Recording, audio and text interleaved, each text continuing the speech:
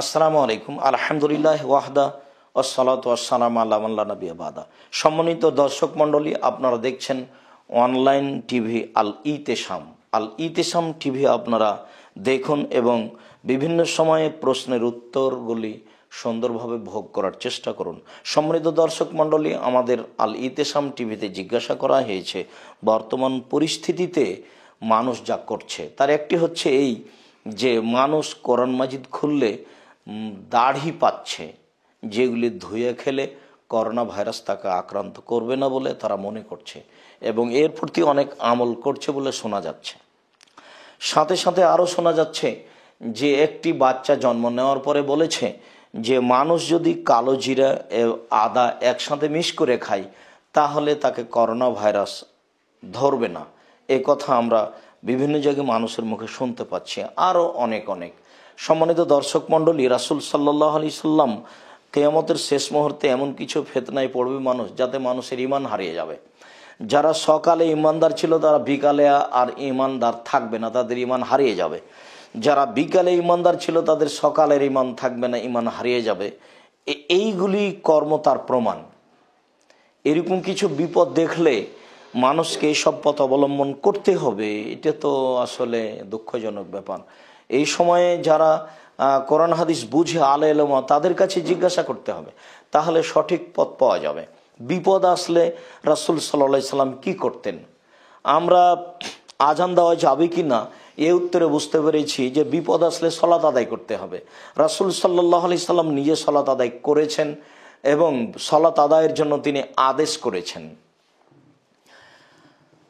আবু হুরায়রা রাদিয়াল্লাহু তাআলা আনহু বলেন, কানান নবী সাল্লাল্লাহু আলাইহি সাল্লাম ইযা হাযাবাহু আমরুন সাল্লাহ।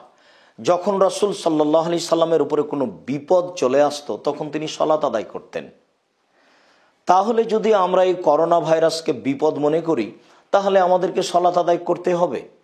এমনিতে আল্লাহ তাআলা আদেশ করেছেন ওয়াস্তাইনু বিস-সাবরি ওয়াস-সালাহ, তোমরা তোমাদের যে কোনো সমস্যাকে লক্ষ্য করে সালাত আদায় করো ধৈর্য সহকারে। সালাত এবং ধৈর্যের মাধ্যমে আল্লাহর কাছে সাহায্য চাও। তাহলে সাহায্য চাইতে হলে সালাতের মাধ্যমে এবং ধৈর্যের মাধ্যমেই সাহায্য চাইতে হবে। এছাড়া আমরা জানি বুখারী মুসলিমের একাধিক হাদিস যে বিপদে পড়ে মানুষ আল্লাহর কাছে আশ্রয় নিয়েছে। যেমন আপনারা জানেন জোরাইজের ঘটনা, যে তিনজন ছেলে বাল্য অবস্থায় মায়ের কোলে কথা বলেছিল। তার একজন ছিলেন ঈসা আলাইহিস সালাম আর একজন ছিল জোরাইজের পক্ষে যে বাচ্চাটি কথা বলেছিল। জোরাইজ রাদিয়াল্লাহু তাআলা আনহু তার গির্জা ঘরে ইবাদত করতেন। একদা তার মা এসে তাকে ডাক দিলেন। তখন তিনি সালাত আদায় করছিলেন। তিনি চিন্তা ভাবনা করলেন যে আমি আমার মায়ের ডাকে সাড়া দিব না আমি সালাত আদায় করব। এটা ভাবতে ভাবতে দেরি হয়ে যায়।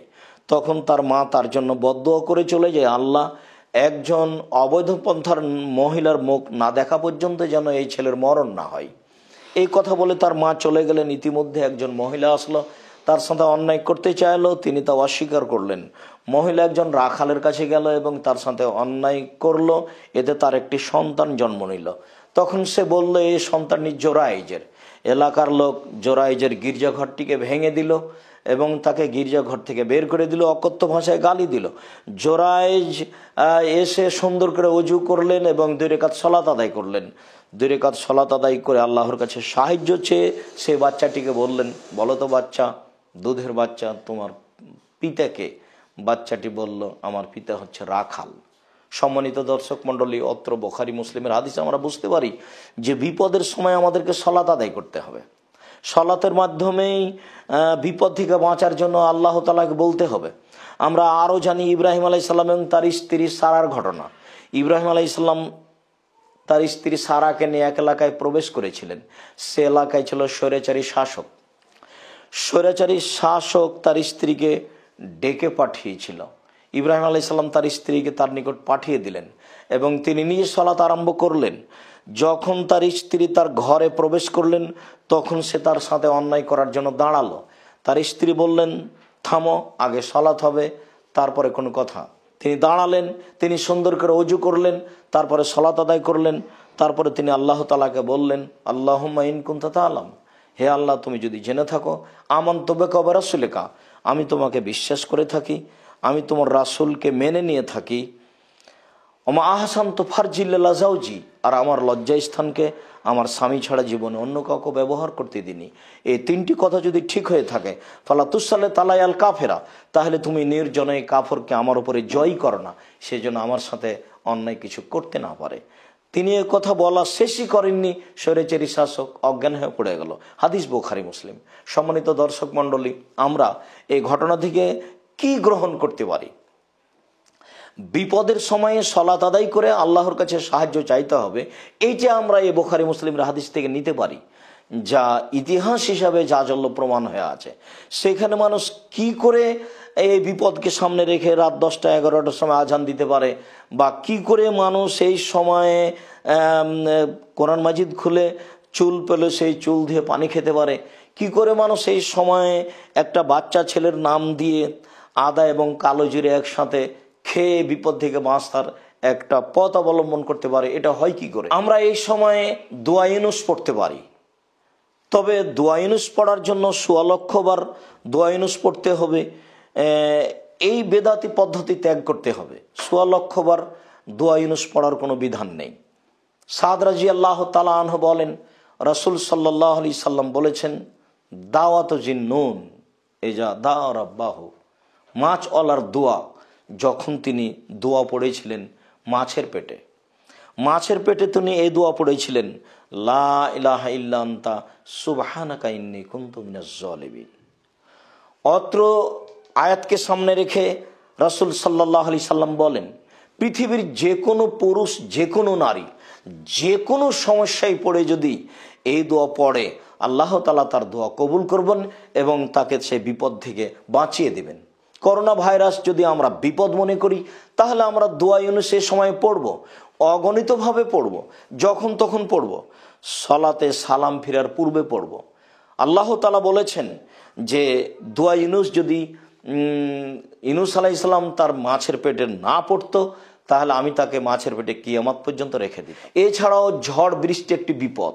যখন খুব ঝড় বৃষ্টি এসেছে, তখন আয়েশা রাদিয়াল্লাহু তাআলা আনহা বলেন, রাসূল সাল্লাল্লাহু আলাইহি সাল্লাম এই সময় এই দোয়াটি বলতেন, আল্লাহুম্মা ইন্নী আসআলুকা খাইরাহা খায়রা মা ফিহা ওয়া খায়রা মা উরসিলাত বিহি। হে আল্লাহ, এই ঝড় বৃষ্টির মধ্যে যে কল্যাণ রয়েছে সেটা তোমার কাছে চাচ্ছি। এই ঝড় বৃষ্টির মধ্যে যে কল্যাণ দিয়ে পাঠানো হয়েছে সে কল্যাণ তোমার কাছে চাচ্ছি। এই ঝড় বৃষ্টির মধ্যে যে কল্যাণ দিয়ে সৃষ্টি করা হয়েছে সে কল্যাণ তোমার কাছে চাচ্ছি। ওয়াউযুবিকা মিন শাররিহা ওয়া শাররি মা ফিহা ওয়া শাররি মা উরসিলাত বিহি। আল্লাহ, আমি তোমার কাছে চাচ্ছি এই ঝড় বৃষ্টির মধ্যে যে অনিষ্ট রয়েছে, এই ঝড় বৃষ্টিকে যে অনিষ্ট দিয়ে পাঠানো হয়েছে, এই ঝড় বৃষ্টিকে যে অনিষ্ট দিয়ে সৃষ্টি করা হয়েছে, সেখান থেকে তোমার কাছে আমরা বাঁচতে চাচ্ছি। বাংলাদেশের বিভিন্ন জেলায়, এমন অন্য দেশেও হতে পারে যে ঝড় বৃষ্টির সময় আজান দেয়, ঝড় বৃষ্টির সময় আজান দেওয়া বিদআত। ঠিক অনুরূপী আমরা মনে করছি যে করোনা ভাইরাসকে লক্ষ্য করে আজান দেওয়া বিদআত। বরং করোনা ভাইরাসকে লক্ষ্য করে এই বিদআতি পথ অবলম্বন না করে সালাত আদায় করে তাসবিহ তাহলিলের মাধ্যমে, জিকির আজকারের মাধ্যমে এবং দানের মাধ্যমে আল্লাহর কাছে আশ্রয় চাই। অবশ্যই রাসূল সাল্লাল্লাহু আলাইহি সাল্লামের পদ্ধতিতে আমরা আল্লাহর নিকটে আশ্রয় চাইলে এই করোনা ভাইরাসের মতো বিপদ থেকে রক্ষা পাবো ইনশাআল্লাহ। আল্লাহ, তুমি আমাদেরকে এই সময়ে দানের হাত প্রশস্ত করার এবং তাসবিহ তাহলিল জিকির আজকার করার তৌফিক দান করো। তোমার দরবারে দাবি রেখে আমরা এখানে কথা শেষ করছি। আসসালামু আলাইকুম।